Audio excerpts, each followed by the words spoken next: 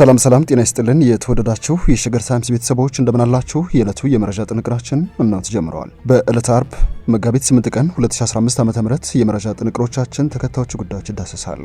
ግብጽ በኢትዮጵያ ላይ ግልጽ ጦርነት ጀምራለሁ የማለት ያክል ማስፈራሪያ መላኳን ተከትሎ እና አቶ ደመቀ መኮንን አፋጣኝ ምላሽ ሰጥተዋል። አቶ ደመቀ መኮንን ወደ ይፋዩ ጦርነት ተቀላቅለዋል። የግብጽ የህዳሴ ግድብ ጦርነት በአዲስ መልኩ እየመጣ ነው ተብሏል። ኢትዮጵያን ሲከፋፈሉ ሲዳከሙ ብቅ ትላለች የምትባለው ግብጽ በዚህ ሰዓት እንደገና ተመልሳ መጥታለች። ለዚህ የተሰጠው ምላሽ ምን ይመስላል? ተጠባቂው ፈተናስ ምንድነው? የመረጃ ጥንቅራችን ይመለከተዋል። እንደተለመደው የሰማችሁን አብራችሁን ቆዩ የዘወትር አክብሮታዊ ግብዣችን ነው። ለቻናላችን አዲስ ሆናችሁ ሰብስክራይብ አድርጉ፣ ወዳጅነታችሁን አጠናክሩ ስንል በአክብሮት ጋብዘናችኋል። ወደ ጉዳያችን እናምራችሁ።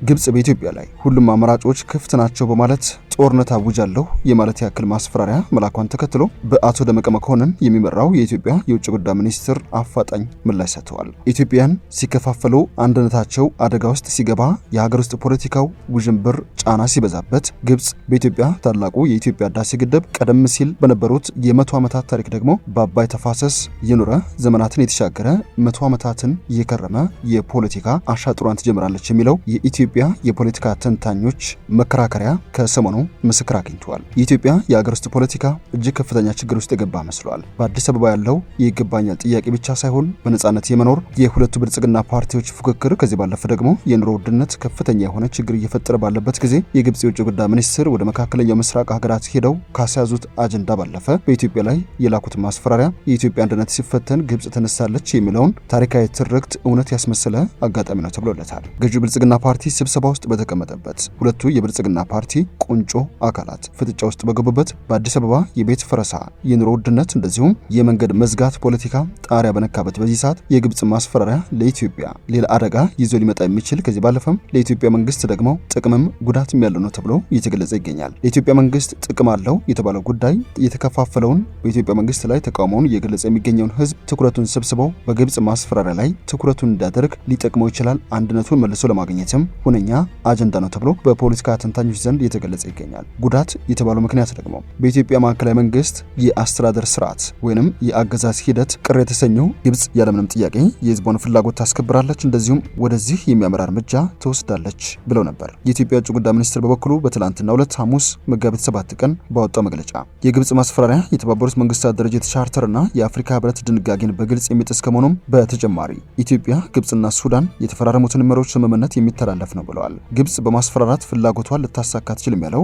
ሚኒስቴሩ ጉዳዩ የሚመለከታቸው አካላት በሙሉ ግብጽ የዓለም አቀፍ ግንኙነቱን መሪዎችን እየጣሰች መሆኗን ልብ ሊሉ ይገባል ብለዋል። የዓለም አቀፍ ግን ተከትሎ በመከባበርና በመተማመን በአፍሪካ ህብረት ጥላ ስር ሶስቱ ሀገራት ድርድር ሲያደርጉ መግባባት ላይ ሊደረስ ይችላል ሲልም ተስፋውን ጥለዋል። የእነ አቶ ደመቀ መኮንን ቢሮ ጨምረው ኢትዮጵያ አሁንም በህዳሴ ግድብ ዙሪያ ሁሉንም አሸናፊ የሚያደርግ ስምምነት እንዲደረስ ዳግም ጥሪ ታደርጋለች ነው ያለው። ባለፈው ሳምንት እንደሚታወቀው ግብጽ የህዳሴ ግድብ ጉዳይ የአረብ ሊግ ምክር ቤት ቋሚ አጀንዳ እንዲሆን ማስደረጓ ካይሮና አዲስ አበባን ያወዛገበ ሌላኛ ጉዳይ ነበር። የምክር ቤቱን ፕሬዝዳንት ከሊቢያ ተወካይ የተረከቡት የግብጽ የውጭ ጉዳይ ሚኒስትር ሳሚ ሹክሪ የአረብ ሊግ የውጭ ጉዳይ ሚኒስትሮች ምክር ቤት የኢትዮጵያ ህዳሴ ግድብ የአረብ ሊግ ምክር ቤት ቋሚ አጀንዳ እንዲሆን አስወስነዋል። ሳሚ ሹክሪ የግድቡ ጉዳይ ቋሚ አጀንዳ እንዲሆን መወሰኑ የአረብ ሊግ የግብጽና የሱዳን መብቶችን ለመጠበቅ ያለውን ቁርጠኝነት ያሳያል ሲሉ ገልጸው ነበር። ሹክሪ አዲስ አበባ ከካይሮ እንደዚሁም ከካርቱም ጋር አሳሪ የሆነ ህጋዊ ስምምነት ላይ ሳትደርስ በግድቡ ግንባታ ሙሌትና ስራ ቀጥላበታለች ሲሉ መክሰሳቸውም የሚታወስ ነው። ለዚህም አሁን ግድቡ የአረብ ሊግ የብሔራዊ ደህንነት ጉዳይ በመሆኑ ኢትዮጵያ የግብጽና የሱዳንን ፍላጎት በመቀበል አዎንታዊ እርምጃ እንድትወስድ የሚያሳስብ ነው ብለው ነበር። ይህንን የአረብ ሊግ ውሳኔ ተከትሎ ኢትዮጵያ በውጭ ጉዳይ ሚኒስትሯ በኩል ምላሽ የሰጠች ሲሆን የአባይ ጉዳይ በሀገራቱ መካከል በሚካሄድ ውይይት የሚፈታ መሆኑን በመጥቀስ የአረብ ሊግን ውሳኔ ተቃውመዋለች። የግድቡ አሞላልና ስራ እንደዚሁም የአባይ ወንዝ አስተዳደርና አጠቃቀም ለሚመለከታቸው የአፍሪካ ሀገራት መጥቶ ያለበት ጉዳይ ያለው ሚኒስቴር መስሪያ ቤቱ የአባይ ወንዝና የተፋሰሱ ሀገራት መገኛቸው አፍሪካ ስለመሆኑ ለአረብ ሊግ ማስታወስ አይኖርብን ብሎ በመግለጫው አጣጥሎት ነበር። የአረብ ሊግ ያንድ ሀገር ቃል አቀባይ ለመሆን የሚቃጣው ታሪካዊ ስህተት ሊቆም ይገባል ሲል በአቶ ደመቀ መኮንን የሚመራው የውጭ ጉዳይ ሚኒስቴር ምላሽ መስጠቱ የቅርብ ጊዜ ትዝታ ነው። ጠባጫሪው የግብጽ የውጭ ጉዳይ ሚኒስትር ሳሚ ሹክሪ ከኬንያዎቻቸው ጋር የሰጡት መግለጫ ተከትሎ ግብጽ ኃላፊነት ከጎደለው ንግግርና ማስፈራሪያዎቿ እንድትታቀብ ኢትዮጵያ ማሳሰቧ